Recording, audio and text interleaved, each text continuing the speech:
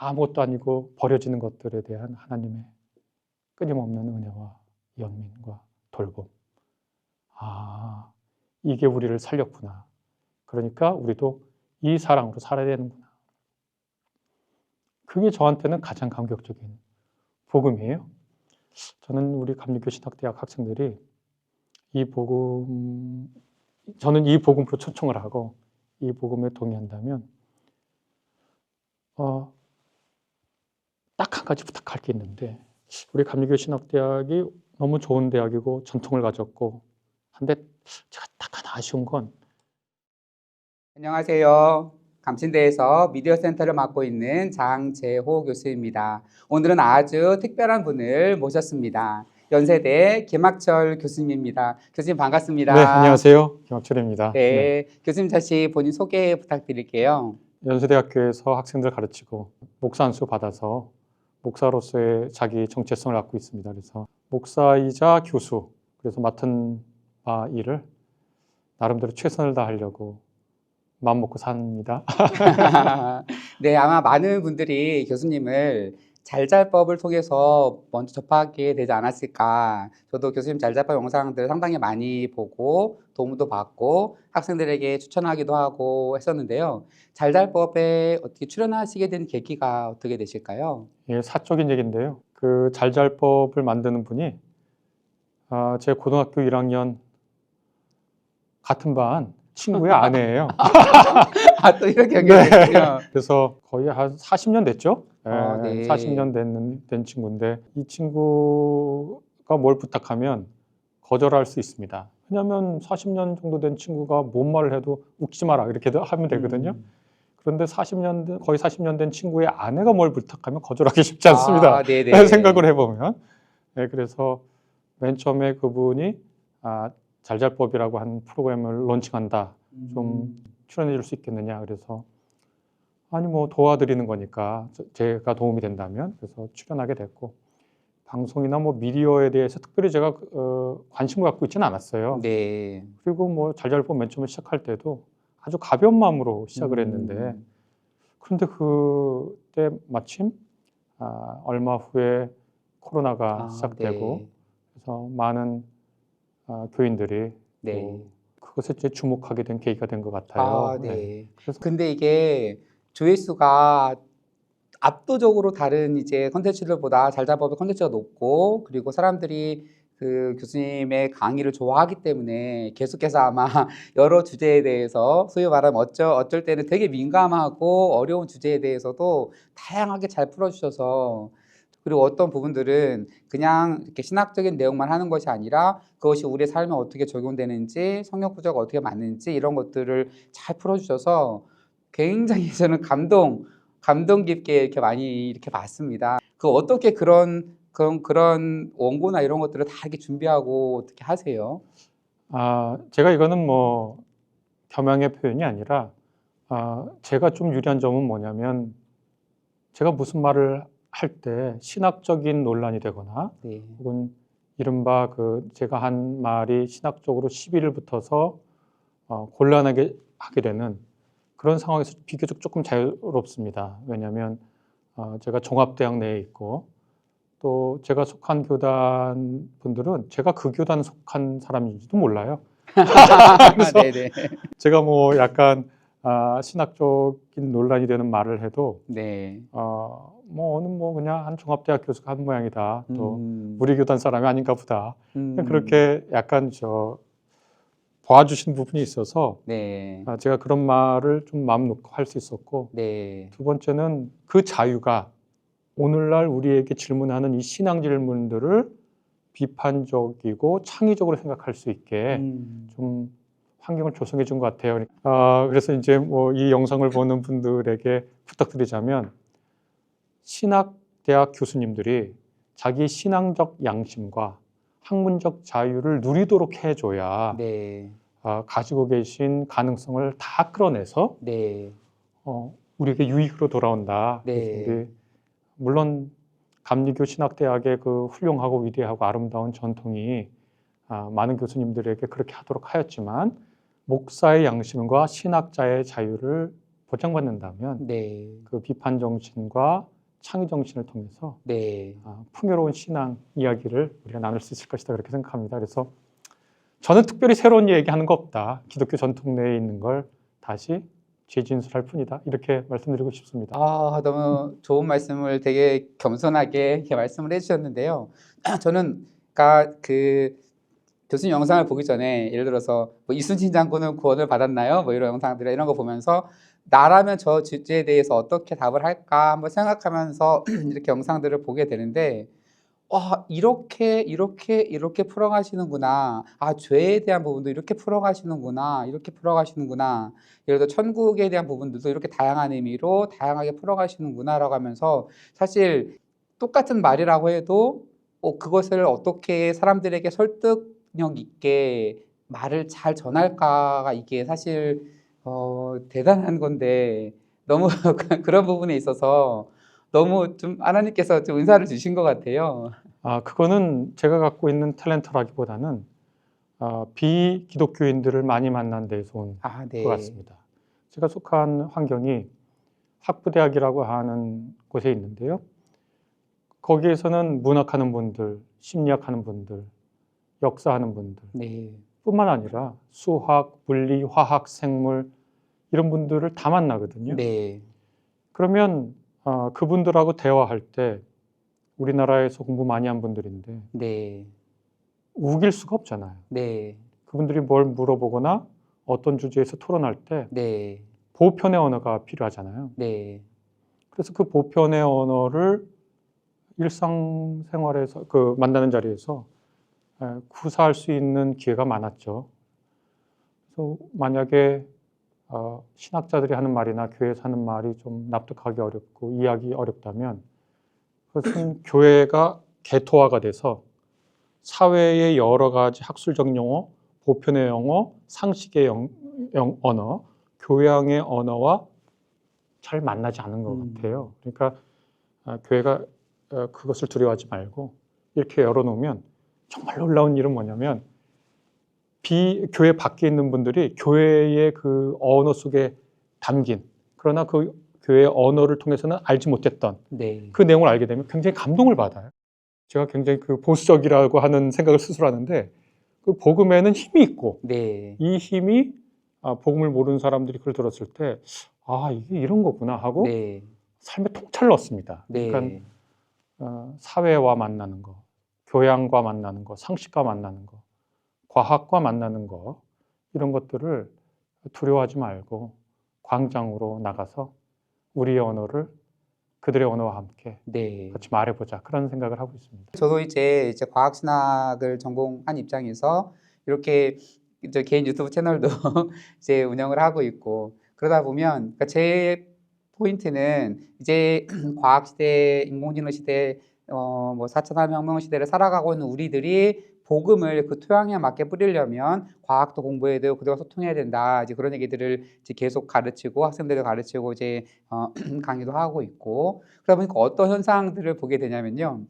그러니까 제 유튜브 채널에 댓글을 다는 두 종류의 부류의 사람들이 있어요. 한 부류의 분들은 무신론자분들이 댓글을 많이 답니다. 그래서 무신론자분들 자기는 무신론자인데 이런 이 정도의 기독교라면 자기는 받아들일 수 있을 것 같다 이런 댓글도 많이 있고 최근에 어떤 댓글이 있었냐면 자기는 반신론자래요. 자기가 스스로를 반신론자라고 정의를 하더라고요. 그러면서 근데 저희 이런 영상들을 보면서 기독교에 대한 오해가 많이 벗어졌다 이런 말 들을 때마다 그들이 기독교를 다룰 수 있는 접점을 만들지 않을까 감사하고 그리고 최근에 어떤 분은 자기가 이제 한 50이 가까이 됐는데 자기가 믿는 신앙이 그 자리 잡지 못해서 너무나 힘들었는데 제 영상을 통해서 진정한 하나를 만나게 되었다 이런 거 들을 때 되게 감동인데요.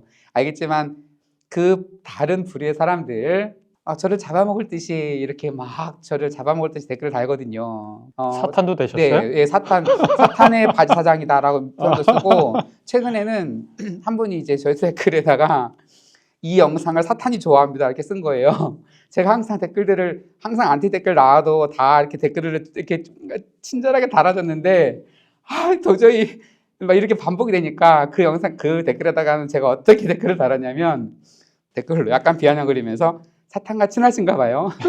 이렇게. 사탄의 심정도 알고. 그러니까요.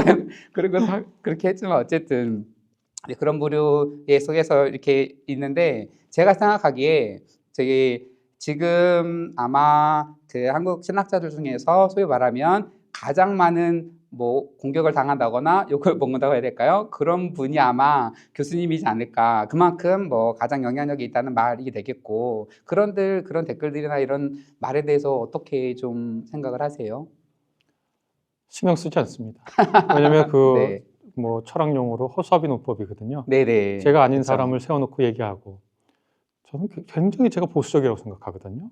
왜냐하면 보수적이라고 하는 것은 기존의 전통과 가치를 소중하게 생각한다는 네. 뜻이잖아요. 네.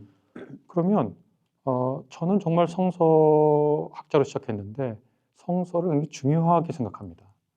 아주 하나님을 향한 인간의 고백 그리고 그 안에 하나님의 계시가 있다고 생각해서 성서를 아직도 붙잡고 있고 성서를 공부하려고 뭐 히브리어, 헬라어 공부한 사람이니까 그러니까 보수적인 거죠. 그리고 기독교가 내려왔던 전통, 이 전통을 함부로 버리지 않고 그 전통이 무엇을 말하고 있었는지를 늘 생각하거든요. 그러니까 그런 의미에서 굉장히 보수적인데 자신들이 주일학교 선생님한테 배운 얘기랑 다른 걸 하면 여러 가지 험한 얘기를 하는데 어떻게 그렇게 기독교인들의 입이 쓰는 언어가 그렇게 공격적인지 네. 가끔은 놀라죠.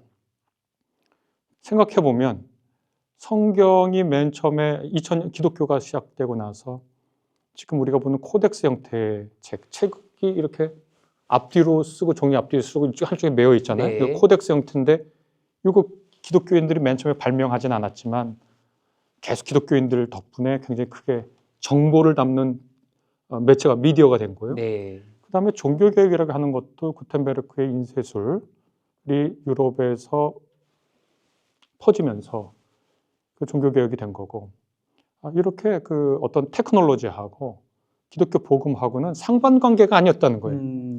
그다음에 과학의 정신이라고 하는 것은 기본적으로 전제가 이 세상에 질서가 있고 그 질서를 내가 알 수 있고 우리가 소통할 수 있고 그것을 표현할 수 있다. 이런 기본 전제가 있는 건데 그것은 요한복음 1장 1절에 태초에 로고스가 있었다. 또 하나님께서 말씀으로 이 세상을 질서 있게 창조하셨다라고 하는 굉장히 근원적인 이 세상의 질서에 대한 신뢰로부터 시작하잖아요. 그게 뭐 과학의 기본 전제잖아요. 과학의 네. 스타팅 포인트잖아요. 네.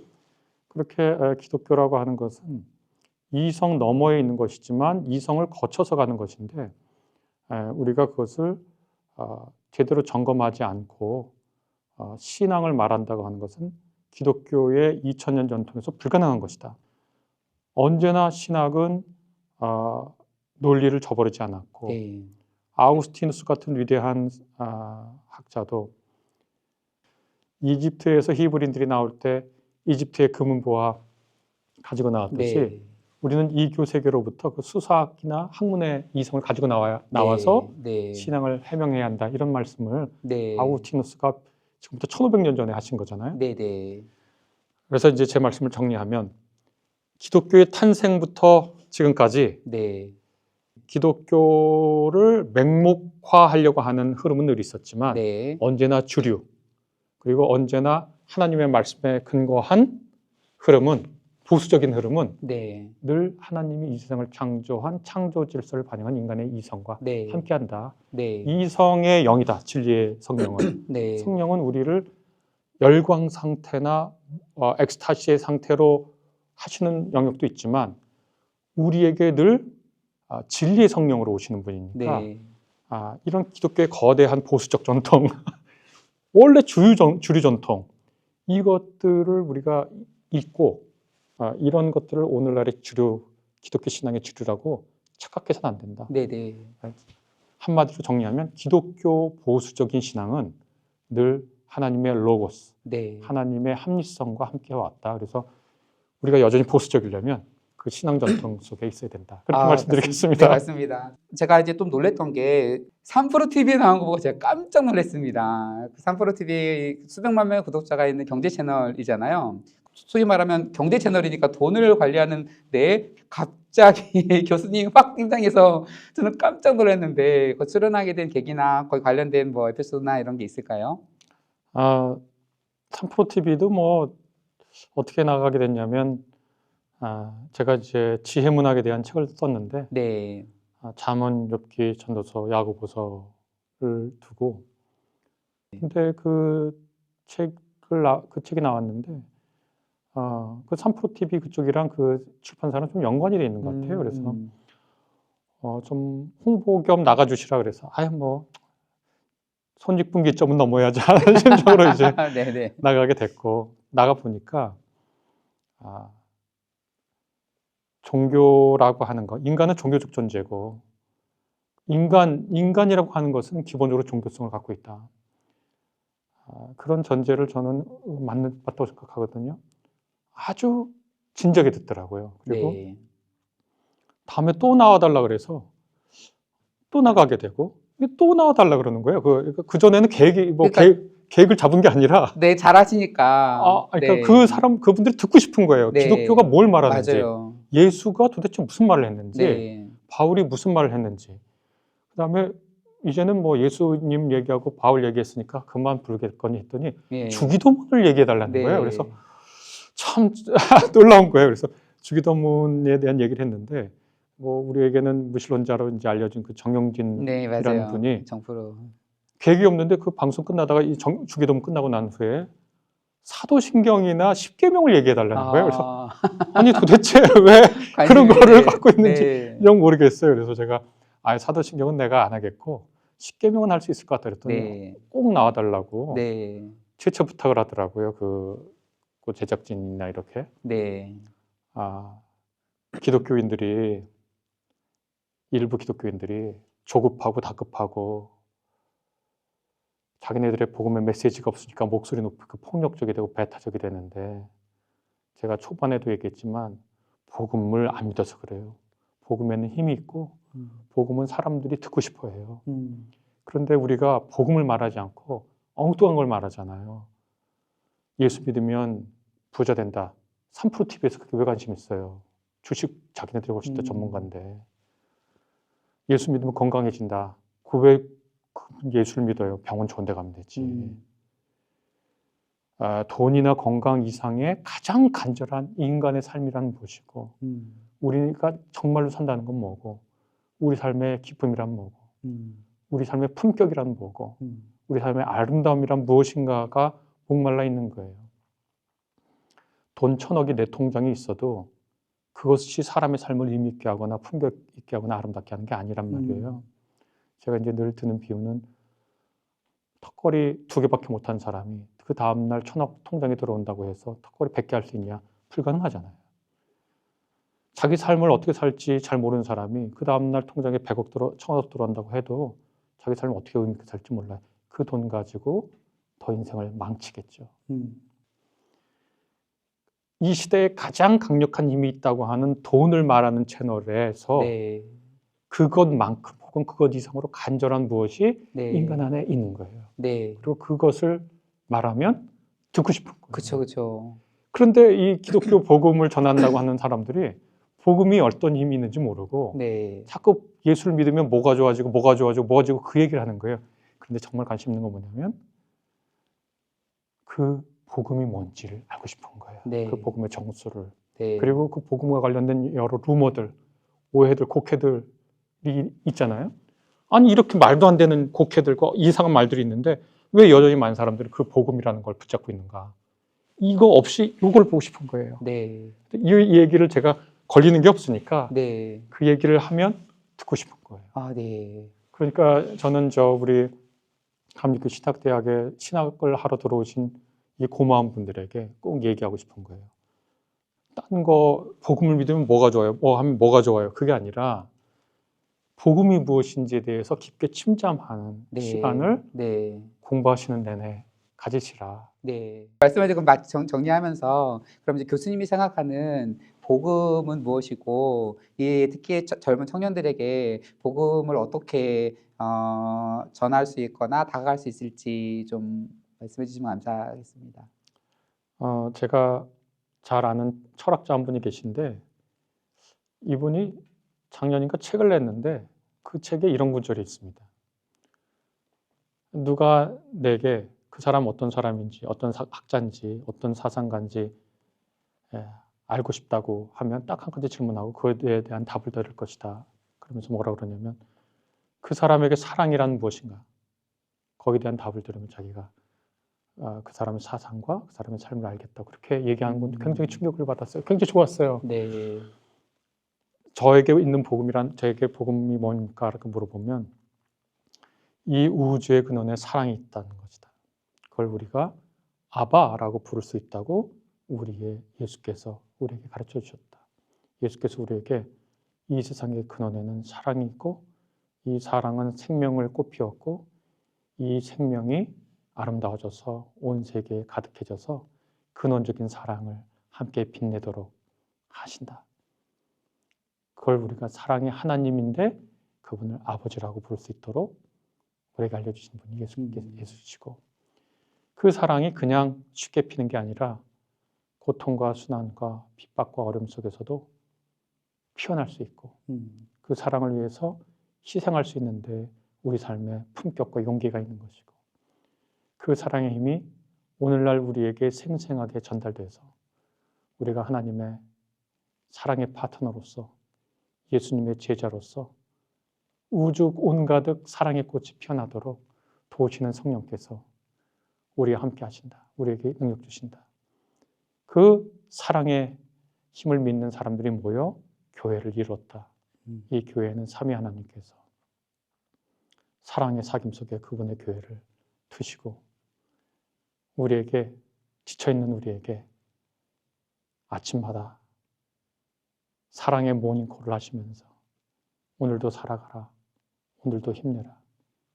쓰러지지 말아라. 우주 만물 곳곳에 나의 사랑을 꽃피우겠다 하시는 그 말씀을 받아들이는 거. 저는 그게 기독교 핵심이라고 생각하고 또 윤동주의 글씨를 좋아해요. 그러니까 제가 지금 별을 노래했잖아요. 네. 별을 노래하는 마음으로 그 다음에 모두 죽어가는 것들을 사랑해야지. 이 썩어가는 거, 부패하는 거, 별 볼 일 없는 거, 아무것도 아닌 거, 버려지는 거. 왜 예수님은 그런 존재들을 사랑하셨나? 그 윤동주 시인이 죽어가는 것을 사랑한다고 하는 그 마음에는 바로 복음이 그거. 아무것도 아니고 버려지는 것들에 대한 하나님의 끊임없는 은혜와 연민과 돌봄. 아, 이게 우리를 살렸구나. 그러니까 우리도 이 사랑으로 살아야 되는구나. 그게 저한테는 가장 감격적인 복음이에요. 저는 우리 감리교 신학대학 학생들이 저는 이 복음으로 초청을 하고 이 복음에 동의한다면 딱 한 가지 부탁할 게 있는데 우리 감리교 신학대학이 너무 좋은 대학이고 전통을 가졌고 한데 제가 딱 하나 아쉬운 건 학부 때부터 MDB 모든 과정에 인문학, 사회과학, 자연과학도 물질과학과 생명과학으로 그렇게 나눈다면 요 네 가지 인문학, 사회과학, 생명과학, 물질과학 요 네 가지를 계속 끊임없이 공부하시라. 계속 끊임없이 공부하셔서 신학책을 놓고 성경을 읽을 때 옆에 꼭 과학책 하나, 인문학책 하나, 사회과학책 하나를 꼭 갖고 계셔라. 뭐 칼바르트는 한 손엔 신문, 한 손엔 성경 그랬는데 신문 정도 가져는 안 되고 꼭 그 옆에 신문이 상징하는 거죠. 꼭 옆에 인문학책, 사회과학책, 자연과학책을 두시고 하시고 가능하시다면 이 감리교 신학대학에서도 이것들을 학생들에게 충분히 교육할 수 있는 교육 여건을 제공하시라. 저는 이것이 신학을 살린다고 생각하고 외국의 신학 과정은 학부 때 충분히 이 교양을 익히고 네. 그 다음에 전문 과정으로 신학을 가잖아요. 네. 근데 우리는 1학년 때부터 신학을 한 기독교 교육을 하고 종교 철학을 하는 네.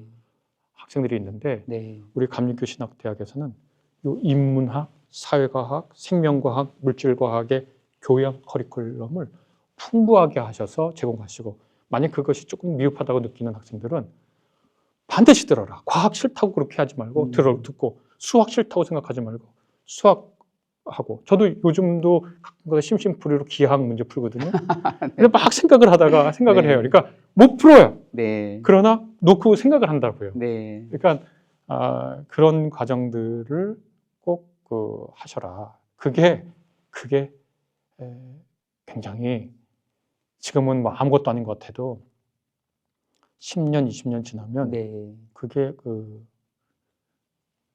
하나님의 지혜란 이런 거구나를 어디 슬쩍이라도 알 수 있는 길이지. 가끔 가다가 너무 무시무시한 사람들이 있어요. 신학만 공부해서 무시무시한 사람들이 있어요. 맞습니다. 그렇게 되지 않으려면 네. 꼭 그렇게 풍부한 인류의 문지적 재산을 가지고 계셔라. 그럼 이제 마지막 질문 하나 드릴게요. 이제 이 영상을 아마 주로 보는 분들이 이제 감리교 신학대학교 학생들일 텐데, 이제 신학하는 학생들에게 어떻게 공부해야 되고 어떻게 길을 가야 되고, 제 표현을 조금 넣으면 어떻게 내공을 쌓아야 그래도 교수님처럼 이렇게 기독교를 잘 설명할 수 있는 사람이 될 수 있을까를 넣어서 한번 조언해 주시면 어떤 말씀 해주시겠어요? 그냥 저는 네. 신학이 좋았어요.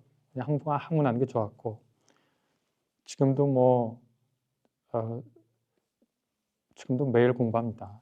지금도 매일 공부하고, 한 2, 3년 전까지는 맨날 새벽 1시까지는 공부했어요. 근데 지금은 체력이 잘 안 돼서 그렇게는 못하지만 하루라도 공부를 안 한 적은 없는 것 같아요. 뭐라도 하나 읽었던 것 같아요. 논문을 네. 읽든 아니면 뭐라든. 그냥 쉬운 거 하나 말씀드리면, 만약 신학생이면 좋은 사전을 하나 사세요. 아니면 영어로 된 사전을 하나 사셔서 하루에 아티클 거기 있는 항목 하나씩 사전을 읽으라고 저는 추천을 많이 하거든요. 네. 왜냐면 사전은 군더더기 말이 없어요.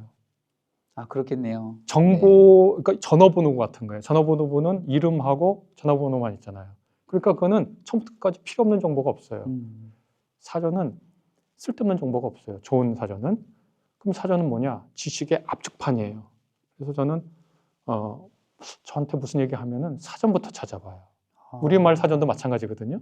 우리말도 막 쓰지만 실제로 그게 무슨 뜻인지 모르고 쓰고, 한자어인 같은 경우에는 한자를 가만히 들여다보거든요. 그러면 이 말이 이렇게 생겼구나. 그래서 뭐부터 공부해야 될지 모르겠어. 그러면 좋은 사전 하나 딱 펴놓고 사놓고 그냥 거기 있는 항목 하나씩만 그냥 보는 거예요. 그렇게 하다 보면 사전은 정보 엑기스, 그 다음에 이 사전은 절대로 앞뒤 막 쓸데없이 쓰지 않고 딱 차례를 맞춰 쓰고 빈도에 놓고 쓰고, 그래가지고 지식을 이렇게 정리해야 되는구나. 지금도 학자들에게 사전 써봐, 사전 이거 항목 쓰세요 라고 얘기하잖아요. 저한테도 무슨 사전 써주세요. 그러면 이거는 어려운 작업인데 창포심도 한번 생각해 보셔요. 그렇죠. 네, 과학사전을 만드는데 어떤 항목 써달라 그러면 이거는 내가 알고 있는 모든 것들을 총동원해서 거기에 레퍼런스도 붙여야 되는데 쓸데없는 말 다 빼고 핵심만 담아야 되는 거예요. 네. 그러니까 저는 사전을 하나 네. 해서 처음부터까지 한번 읽어보시라. 시간 정해서. 그러면 생각을 정리하고 네. 지식을 얻고 생각이 이렇게 정리해야 되는구나. 그런 것들을 굉장히 잘 알을 수 있는 게 사전 읽기다. 그렇게 생각합니다. 그래서 사전을 그러면 저도 한 번도 생각을 해보지 못했던 것 같아요. 제 연구실에도 이따만한 조교와 사전도 있고 막 이런데 다시 한번 저도 보고 싶은 그런 욕구가 생기는 아마 그런 답변 말씀이었던 것 같습니다. 말씀 마치면서 혹시 못한 말씀이나 마무리 말씀 혹시 있으실까요? 그럴 리는 없겠지만 예수님 외에는 어떤 것도 이상화해서는 안 됩니다. 네. 혹시 저를 보고 저를 롤 모델로 삼고자 하는 분들이 있다고 가끔 저한테 메일도 보내고 그래요. 저를 그냥 타산지석으로 삼으면 됩니다. 반면교사로 삼든 누구한테도 실망할 필요 없습니다. 저분이 저럴 수가, 그런 생각하지 말고 우리는 인간끼리는 서로 이해하고 용서하고 사랑하고 하나님만 믿고 그 다음에 하나님께서 내게 주신 이 사명이 귀하다는 걸 늘 깨달아야 되고 할 수 있으면 사랑하고 용서하고 은혜를 베풀고 하나님 믿고 그리고 신학하러 들어오신 여러분 고맙습니다. 정말 고맙다고 제가 생각하거든요. 자부심 가지시고 허세 부리지 말고 차근차근 잘 쌓아가셔서 잘잘 뽑에 나오는 김기성 목사님처럼 온유하고 실력 갖춘 목회자 되시고 우리 감리교 신학대학의 위대한 신학자들, 위대한 신학자처럼 되시고 또 우리 감리교 신자 중에 위대한 사회 사업가들 그런 분처럼 되시고 세계는 나의 교구다라고 외쳤던 웨슬리의 포부 가지시고 그렇게 감리교 정신 잘 구현하시는 분들 되셨으면 좋겠습니다. 네. 너무나 감동적이고 좋은 말씀 감사합니다. 너무 바쁘신 중에 이렇게 너무나 귀한 시간 내주셔서 감사드리고요. 나중에 혹시 다른 기회로 모실 수 있으면 좋겠습니다. 함께 해주셔서 네, 감사합니다. 고맙습니다.